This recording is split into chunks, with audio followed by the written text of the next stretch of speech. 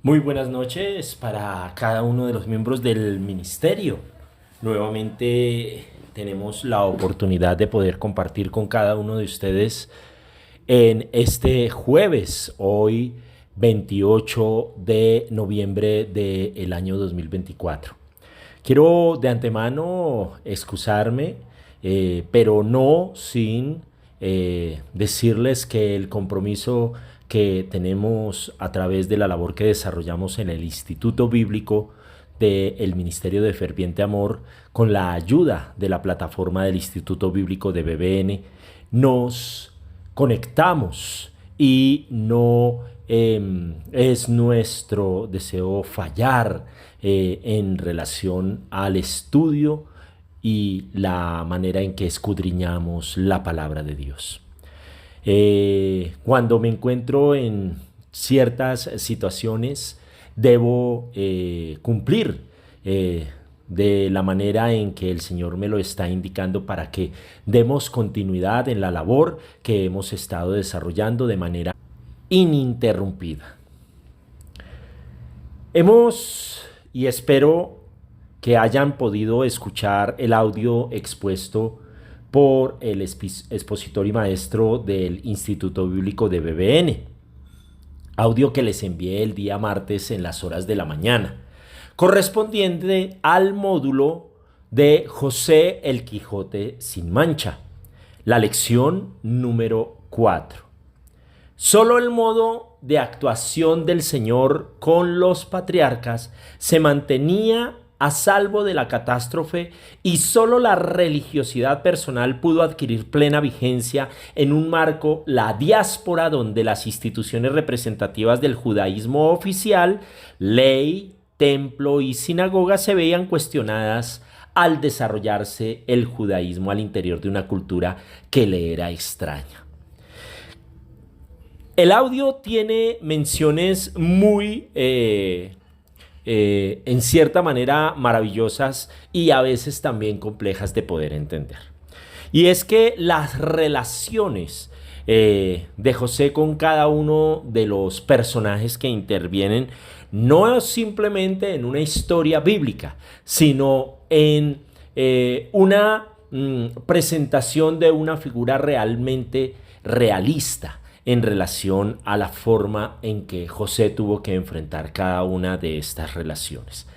Con Jacob como padre, con Raquel como madre, con sus hermanos, 11 hermanos, asimismo con Faraón, con Potifar, con el copero, con el panadero y con todas y cada una de las personas, también a Zenet, quien más adelante sería su esposa.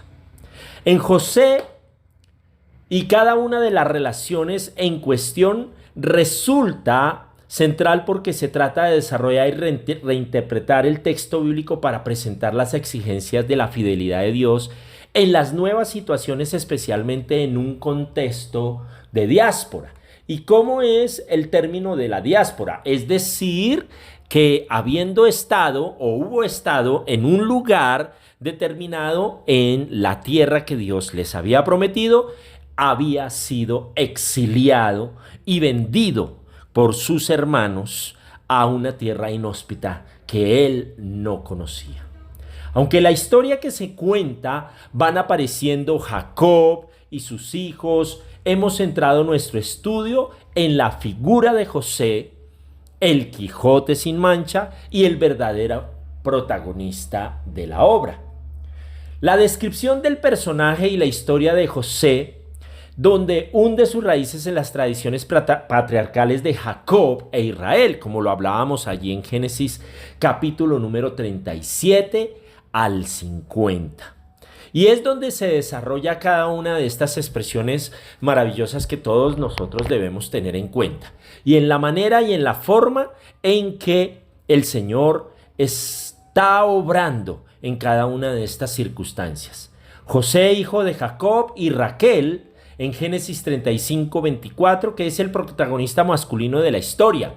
En el libro que estudiamos, la historia comienza a narrarse en el primer año de los 7 de prosperidad Esto aparece en donde habían sido anunciados al faraón de Egipto los sueños que José interpretó en Génesis 41 del verso 17 al 33.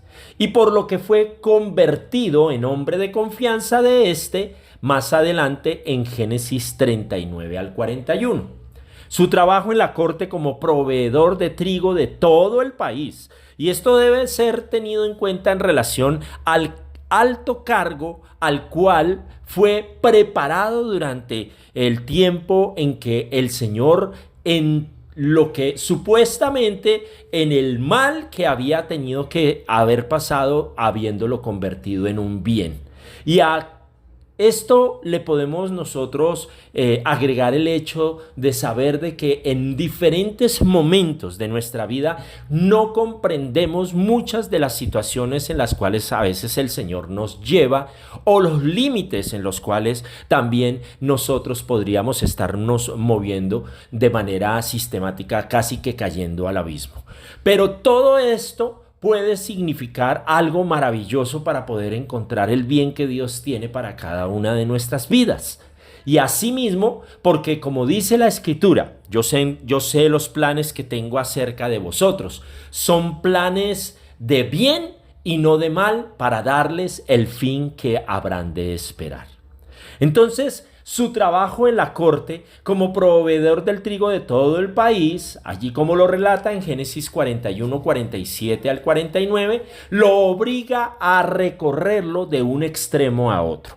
Y no es simplemente que se haya desarrollado estáticamente en alguno de los lugares en los cuales él estuvo allí en Egipto después de haber salido de la cárcel. Él, como administrador y habiendo recibido el anillo del faraón, en la relación que comenzó a través de la interpretación de los sueños que Faraón, siendo el hombre más importante de la tierra en ese momento, tiene la oportunidad de reivindicar muchas de sus acciones con la relación que el Señor le permitió encontrar a través de la fidelidad y de la manera en que cuidó el Dios Todopoderoso su vida, y a la cual la lealtad en el corazón, en la vida de José, pudo encontrar verdaderamente en el Espíritu su propósito y para todo lo que estaba ocurriendo en su vida.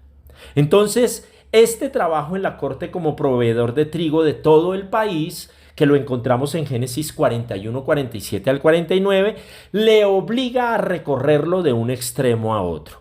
Si vemos realmente la extensión de un país en el cual recorrido a camello o a caballo o en un carruaje, pues las extensiones en kilómetros debieron haber sido por cada una de esas ciudades, porque no solo estamos hablando, vuelvo y repito, de una sola capital.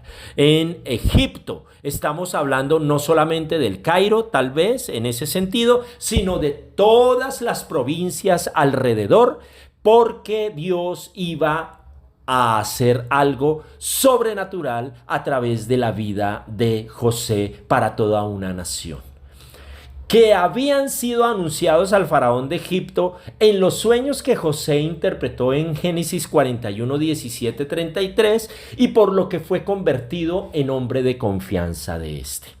Entonces le obliga a recorrerlo de un extremo a otro. Al llegar a los confines de Heliópolis, encuentra allí a Pentefres, sátrapa del faraón y como tal superior de todos los gobernadores y magnates del monarca, rico, sensato, mesurado, que actuaba como consejero del faraón, que era además sacerdote de Heliópolis, la gran autoridad de José. Su prudencia, sabiduría y conocimiento han hecho que Pentefres conciba la idea del matrimonio de su hija Asenet con José. El violento rechazo que ella hace de la proposición nos permite conocer algunos datos del pasado de José. Asenet lo presenta como con un tono despectivo, como el hijo de un pastor de Canaán, despreciándole en principio, cuyo nombre no se cita y se dice que fue abandonado. Es decir, la procedencia, de dónde venía. Recordemos algo muy importante y es que el lugar o el sitio o por así decirlo, el ambiente en que se movía era en la más alta sociedad egipcia. Por eso fue vendido como esclavo y ella se lo estaba recordando. Y se conoce la historia de la esposa de Potifar en Génesis 39, 10, 12, por la que fue encarcelado en Génesis 39, 19 al 20. Por el hijo del faraón conocemos que fue vendido por sus hermanos como esclavos a los ismaelitas. De la belleza de José se habla largamente en los libros egipcios y así como del lujo de sus vestidos en Génesis 41, 42 y del uso que hacía del magnífico carro del faraón en Génesis 41 al 43. Hay algo muy importante que debemos tener en cuenta. Y aunque tal vez muchos dentro de la sociedad alta en la cual se estaba moviendo cada una de estas situaciones tan especiales, podemos recordar el hecho de que Faraón, después de que José le interpretó por medio del Espíritu Santo los sueños que Faraón había o hubo tenido en ese tiempo en relación a lo que iba a pasar con toda la nación, le tomó un gran respeto en relación también con quienes a su alrededor como consejeros y muy probablemente muchos de ellos hechiceros, quisieron o trataron por todos los medios desvirtuar totalmente las apreciaciones de la interpretación de esos sueños.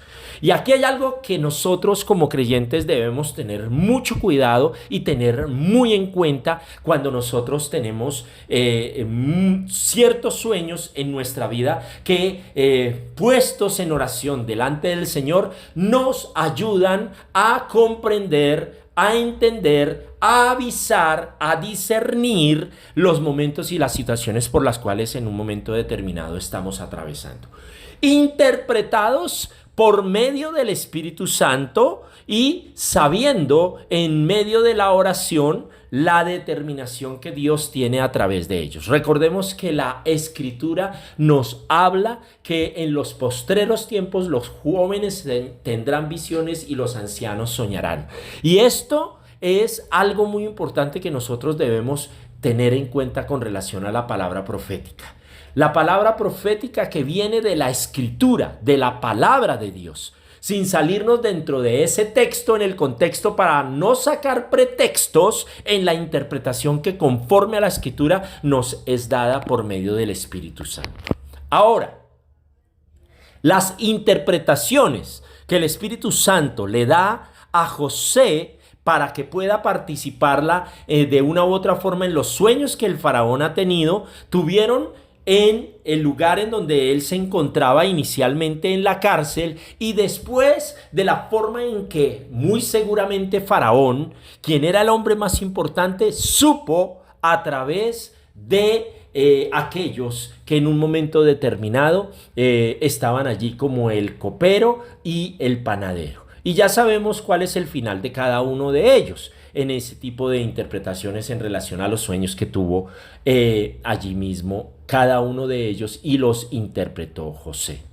Ahora, José, en la protección del Señor que le brindaba su bendición y ayuda durante su estancia en Egipto, caracterizan la vida de José llamándole fuerte de Dios. Eso es lo que significa José, fuerte de Dios, hijo de Dios, primogénito de Dios. Sus hermanos le reconocen amado de Dios y a esa presencia constante del favor del Señor en su vida responde José, que se presenta como varón piadoso. Ok, que reza y bendice. Y hay algo muy importante en relación también a lo que en el audio pudimos escuchar y era la manera o la forma en que él le dio honor a su padre, a Jacob, para que bendijera a Faraón y a toda la tierra de Egipto. De hecho, Dios, a través de la persona del Espíritu Santo, bendijo la vida de José, y José, con la sabiduría y los dones por medio del Espíritu que le fueron otorgados, bendice a Faraón y bendice a toda la tierra de Egipto, porque donde está el Espíritu de Dios, allí hay libertad, y la bendición en cada uno de esos sentidos, en toda la expresión de la Escritura y de la palabra de Dios, se da a la vida de todos nosotros como creyentes. Ahora, que el Espíritu Divino y la gracia están con él, que tiene unos comportamientos muy concretos que se derivan de su fe, y come en mesa aparte y se guarda de las mujeres extranjeras.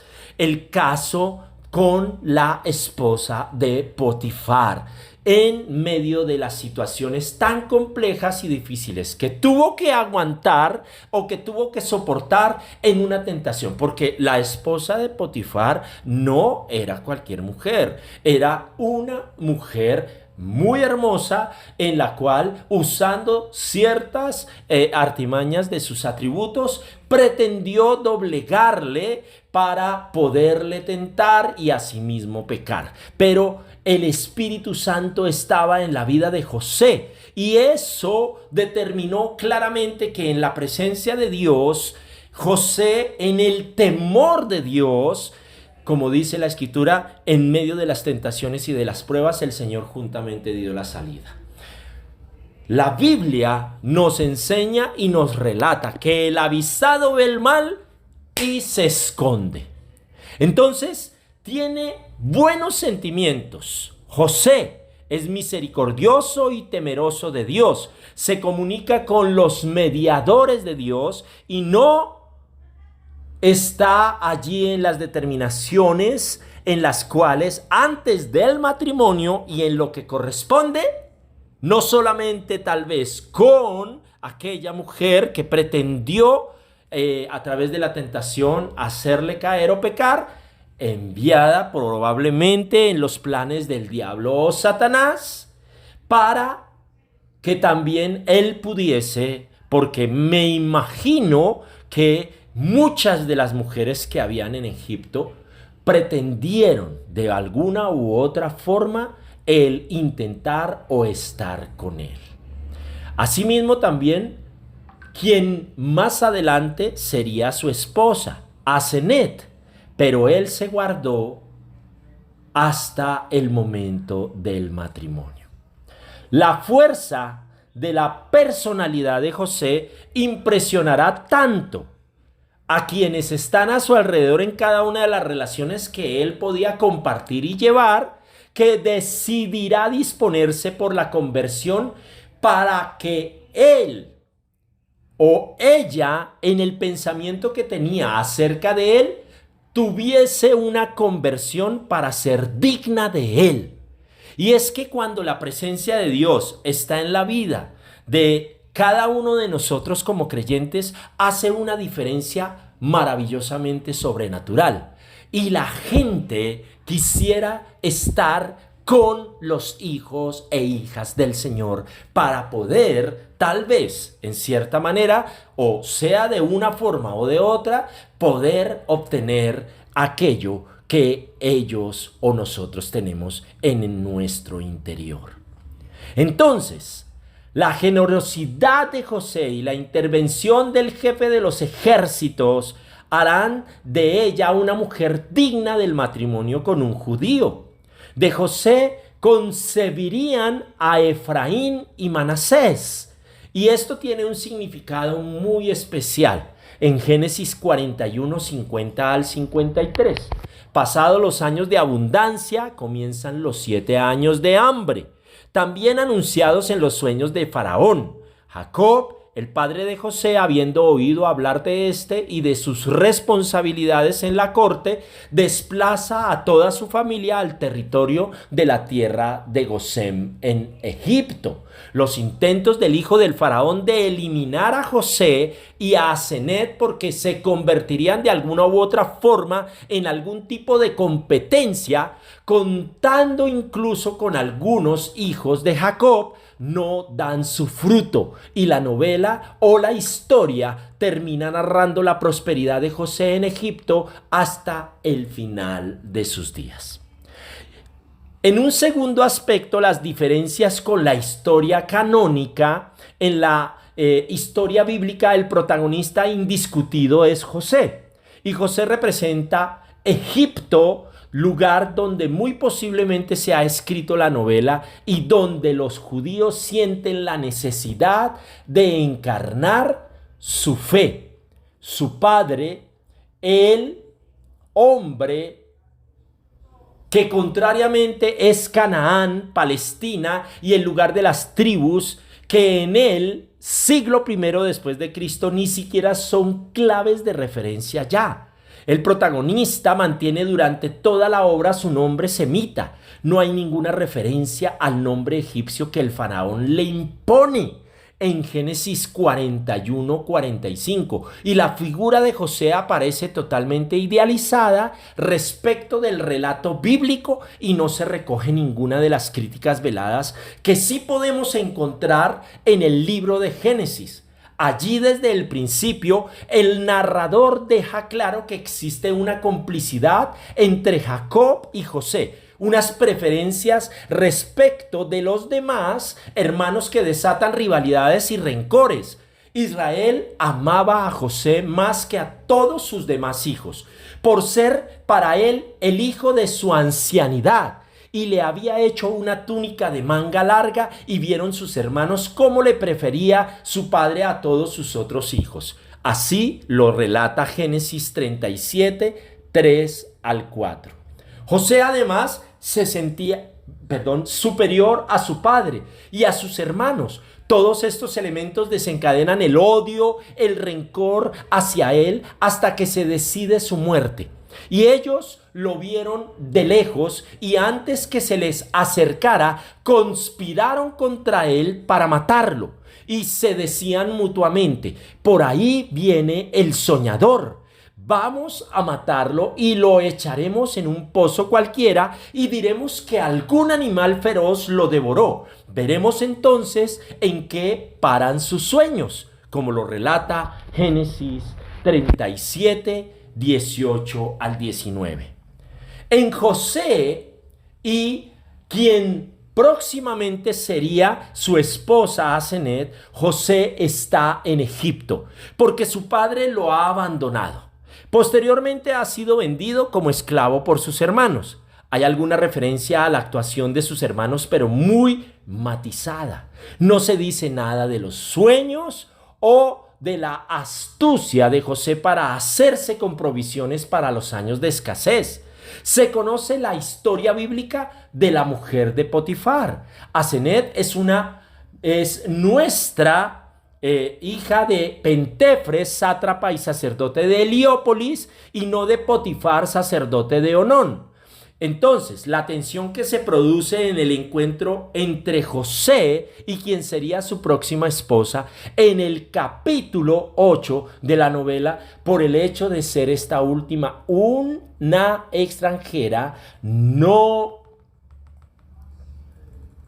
tiene apoyo ninguno en el texto bíblico, donde las extranjeras es dada como un premio de la misma manera que los objetos de lujo, y la participación en el gobierno de Egipto con relación a su matrimonio se da en José y Asenet una cierta ambigüedad.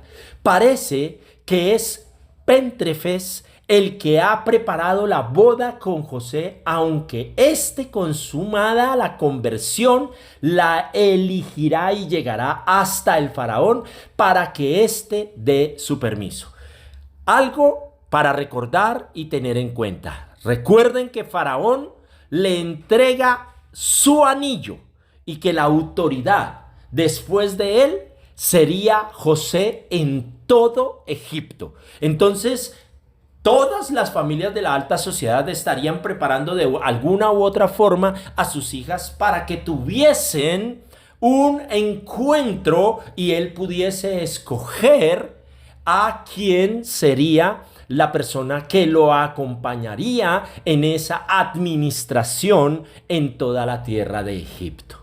Entonces, a José, como un premio por sus servicios dados por Faraón, el texto bíblico no parece tener dificultad con el hecho de que Asenet sea egipcia, ni hay referencia ninguna a la separación de los extranjeros.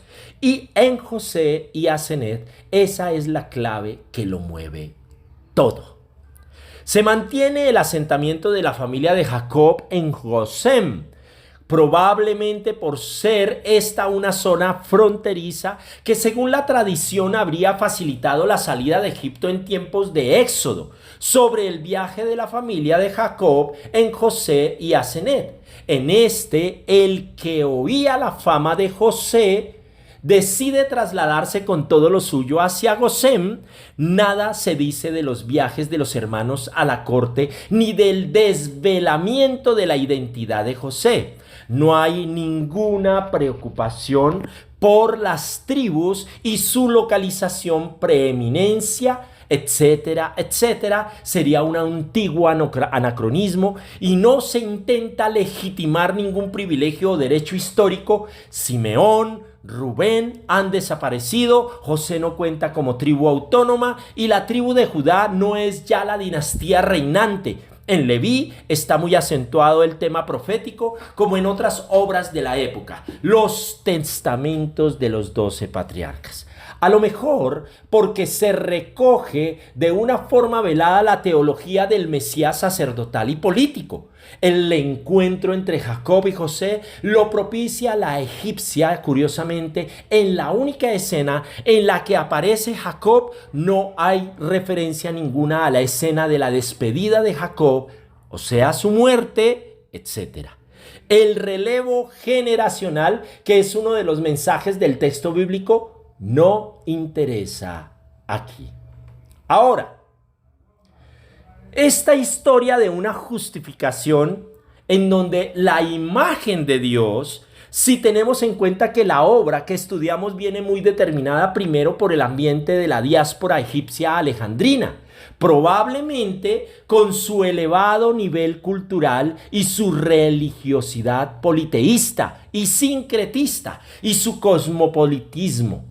Es normal que la imagen de Dios, que se desprende de una historia o novela, dibuje una serie de matices propios que la distinguen de otras obras de la época. Vamos a estudiarla profundizando en las distintas afirmaciones que sobre ese Dios se hace en la obra o en el texto bíblico. Las afirmaciones sobre Dios. Y esto es muy importante que lo tengamos en cuenta. La Escritura, aunque coloca personajes bíblicos, su personaje principal es Dios, Jesucristo, desde el principio. Jesús en el principio hizo los cielos y la tierra. Dios en el principio hizo los cielos y la tierra, creó todo lo que existe. Por eso la Escritura vuelve y nos relata, y acentuando cada una de nuestras reuniones, vuelvo y reitero, todo lo que fue hecho por Él y para Él. Entonces, las afirmaciones sobre Dios, desde el primer saludo de José a Asenet, a quien sería su futura esposa, hasta la acción del gracias de su esposa por haber conservado la vida de la persecución del hijo del faraón. La imagen del Dios va presentando una serie de matices muy ricos. Y esto es importante que nosotros lo tengamos en cuenta. ¿Por qué es tan importante estudiar la Escritura? ¿Por qué es tan importante ir profundamente dentro del texto? Por eso es importante profundizar acerca de ella y permitirle al Espíritu Santo que nos muestre la verdad que conforme al carácter de Cristo nosotros estamos siendo formados como parte de la iglesia en el ministerio de ferviente amor. Dios de la vida, la imagen de Dios como creador, es la que más se repite en el texto bíblico, aunque no existen afirmaciones elaboradas sobre el cómo de la creación ni sobre su destino. No está afectado por las leyes de la naturaleza ni por los hechos de los hombres, sino que Él quien determina esos hechos, Dios, y la historia de los hombres, Dios en José y en su esposa es un Dios vivo, que da la vida a todo lo que existe frente a los ídolos de los egipcios, imágenes mudas y muertas a las que Asenet daba culto. No existe otra realidad antes de él, ni poder sobre él, ni otra fuente de vida. Hace todas las cosas. Llama de las tinieblas a la luz, del error a la verdad, de la muerte a la vida, y otorga a todos el aliento y saca lo invisible a la luz. Crea todo y hace manifiesto lo oculto y pone en lo alto el cielo y cimienta toda la tierra sobre las aguas. Fija sobre el abismo acuoso las grandes rocas, y porque todo ser y toda vida depende de él, es creador, Padre providente que dirige y acompaña la vida y la historia de todos los que intervienen en el texto e historia bíblica. Qué interesante todo esto tan maravilloso que nos está mostrando la Escritura. Él salva, cuida, protege, y salvación de la mano del enemigo, de sus garras y de su boca. Él es refugio y ayuda en la orfandad. El cuidado de José en su oración con su esposa lo invoca como padre, lo que parece poner de manifiesto una experiencia religiosa profundamente centrada en la relación entre Dios y el hombre como criatura. Además, dirige y acompaña la vida de los que intervienen en el texto bíblico y cada uno de sus personajes. Él es el referente ético del comportamiento de los suyos. Esta es la imagen predominante de la segunda parte del texto bíblico, en lo que en medio de los conflictos que surgen en las relaciones familiares, por la envidia, y en las relaciones personales por el ansia de poder, la falta de control y de las pasiones o el deseo de dominar a otros, los protagonistas toman conciencia de que deben reaccionar sin maldad, con misericordia, sin ansia de venganza, dejando hacer a Dios. Pero también la primera parte de la historia bíblica, donde José se dice que era hombre de buenos sentimientos, misericordioso y temeroso de Dios. Se muestra como la experiencia cotidiana y llama a la coherencia y a la rectitud en las relaciones con el otro sexo, en el trabajo y con el trato con los otros, etcétera. Y por último, aunque altísimo es el título que más se utiliza en la obra para invocarle, y los rasgos que se subrayan siempre con su bondad y su cercanía y su ayuda, mientras que los dioses de los egipcios persiguen como un feroz león e intentan engullir como el diablo o como un monstruo marino, el Dios de José, nuestro Dios, el Dios de Abraham, de Isaac y de Jacob, el Dios de nuestro Señor y Salvador Jesucristo, el Dios de cada uno de los 12 discípulos, los apóstoles, se comporta como un padre y escucha la oración de los suyos. Te invito para que inclines tu rostro allí donde te encuentras y podamos expresarle y decirle al Señor con nuestro corazón la importancia de poder entender cada uno de estos aspectos fundamentales en los cuales el Señor nos desea enseñar a través de la Escritura y cada uno de los pasajes bíblicos, las verdades en la voluntad de Dios, de la palabra de Dios. Padre bueno y bondadoso, a través de estas enseñanzas de la palabra del Señor y de la Biblia, necesitamos seguir comprendiendo y entendiendo que tu verdad sobrepasa todo nuestro entendimiento. Te damos gracias por mostrarnos en cada uno de estas palabras y pasajes de la Escritura lo que en tu voluntad deseas que nosotros vivamos y experimentemos. Te lo pedimos en el nombre de tu amado Hijo, nuestro Señor y Salvador Jesucristo. Amén y amén. Vamos a entrar, por favor, en la plataforma. Les doy el espacio y el tiempo para que lo puedan hacer.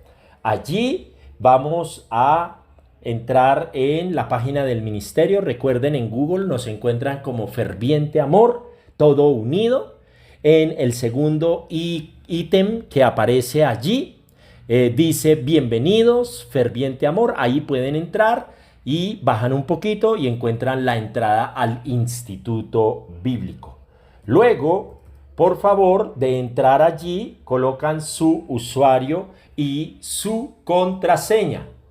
Y luego de la contraseña, colocan el cursos en progreso, lo que estamos desarrollando. En este caso, ya les digo, la lección número 4 del curso 41704, José el Quijote sin mancha. Allí entramos y vamos a desarrollar la lección que corresponde en la parte de prueba. Y viene cada una de las preguntas. Se las voy a ayudar a desarrollar para que todos la tengamos en cuenta. La primera pregunta dice: Dios no desprecia ni desperdicia las circunstancias difíciles en nuestras vidas, porque con ellas Él va tejiendo futuras oportunidades para nosotros. La respuesta entre falso y verdadero es verdadero, correcto. Muy bien. Segunda pregunta. José plasmó la lección de la restauración en sus hijos al llamar a su primer hijo Manasés, que significa el que hace olvidar. Dios le había hecho olvidar su dolor en el pasado. Y la respuesta entre falso y verdadero es verdadero. Muy bien. Tercera pregunta. La pregunta que corresponde a José nombró a su segundo hijo Efraín, porque dijo: Dios me hizo fructificar en la tierra de mi aflicción. Él entendió que Dios tenía un propósito en todo lo que había permitido. Entre falso y verdadero, la respuesta es verdadero. Muy bien. Pregunta número 4. Cuando tuvo sus hijos, José se olvidó de su pasado. Desconectó su realidad presente de su pasado y ya no recordaba aquello que le había hecho sufrir. La respuesta entre verdadero y falso es falso. La pregunta número 5. Del mayor dolor de nuestra vida, Dios levantará la mejor oportunidad para que seamos bendecidos y sirvamos a otros. Mediante las heridas de nuestras vidas, Dios podrá también sanar a otros y moverá a la tierra de nuestra vida para sembrar la semilla de una nueva bendición. Entre falso y verdadero es verdadero. Pregunta número 6. La integridad de José también se ve en el hecho que trató a su padre con respeto. Él honró a su padre aunque Jacob no había sido el mejor de los padres, ni conocía las costumbres de Egipto. Entre falso y verdadero, la respuesta es verdadero. Muy bien. Pregunta número 7. Jacob le dio al faraón una bendición, porque un hombre puede tener todo en la vida, pero si no tiene la bendición de Dios, no tiene lo que más necesita. Entre verdadero y falso, la respuesta es verdadero. Muy bien. La pregunta número 7. De hecho, el Señor Jesucristo nos dice: sin mí nada podéis hacer. Pregunta número 8. La Biblia enseña que debemos honrar a nuestros padres. Especialmente nos exhorta a respetarlos en su vejez. Porque esto es temer a Dios. Entre verdadero y falso, la respuesta es verdadero. Muy bien. La pregunta número 8. Vamos con la pregunta número 9. El perdón es primeramente algo honesto. Para perdonar debemos admitir el mal que se nos ha hecho y que aquello nos ha causado dolor. Entre verdadero y falso, la respuesta es verdadero. El perdón es primeramente algo honesto, no es algo hipócrita. Pregunta número 10. El perdón es un sentimiento. Y si uno está dolido tal como José, es imposible dar el perdón y seguir adelante. El dolor toma tiempo en sanar, por eso el perdón toma tiempo. La respuesta entre falso y verdadero es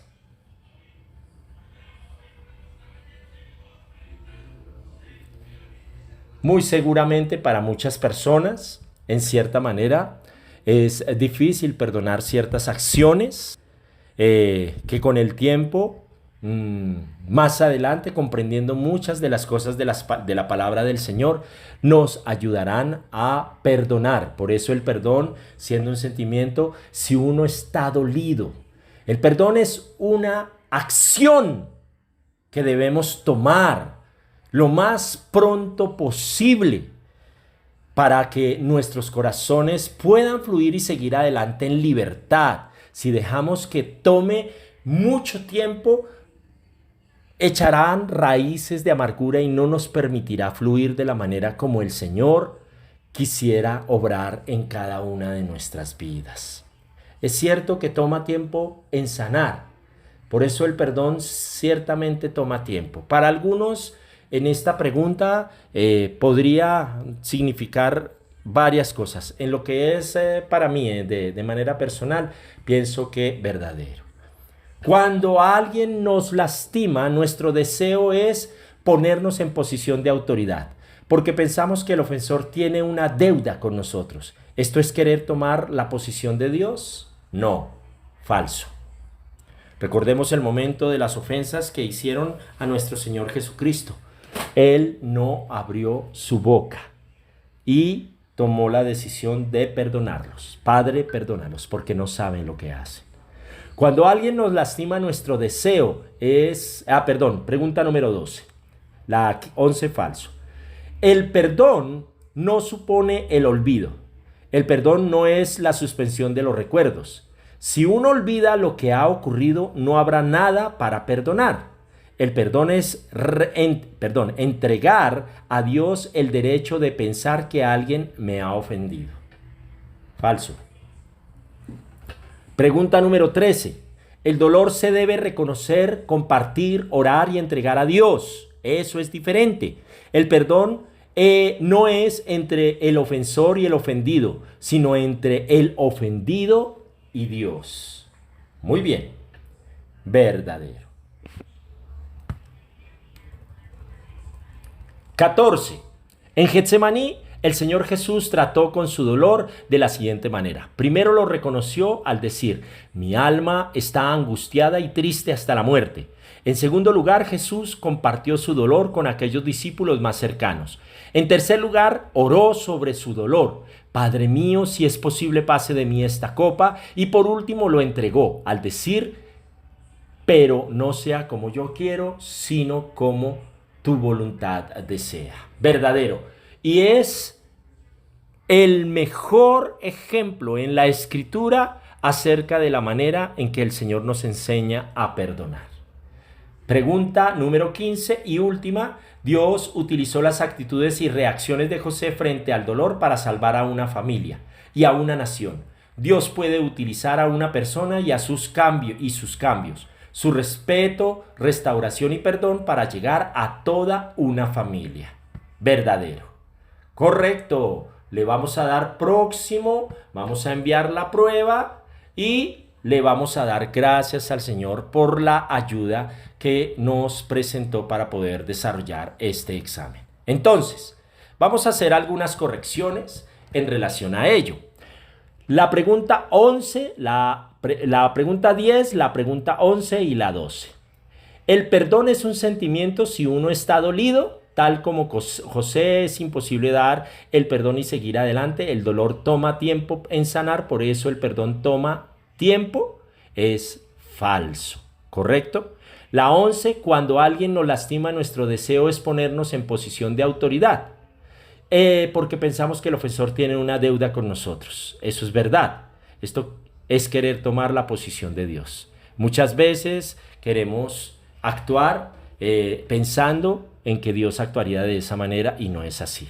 Es verdadero. Y la 12, el perdón no supone el olvido. El perdón no es la suspensión de los recuerdos. Si uno olvida lo que ha ocurrido, no habría nada para perdonar. El perdón es entregar a Dios el derecho de pensar que alguien me ha ofendido. Verdad. Amén. Bueno, seguimos todos aprendiendo la importancia de perdonar. Damos gracias al Señor por esta oportunidad en el nombre de su amado Hijo, nuestro Señor y Salvador Jesucristo. No olviden, y les recuerdo a todos, el próximo 7 de diciembre estamos invitados por parte del Ministerio de Ferviente Amor a un almuerzo para dar la última reunión de manera presencial en el año. Todos están cordialmente invitados en la dirección que habitualmente estamos compartiendo de reunión como iglesia. Gracias por este tiempo, agradezco me dispensen, pero también mi responsabilidad de poder es seguirles instruyendo en cada momento. Entonces, por favor, gracias por escuchar, sigamos orando unos por otros y nos veremos nuevamente el día martes a las 5 de la mañana en el tiempo de la oración y la lectura pública de la Biblia. Una buena noche para todos.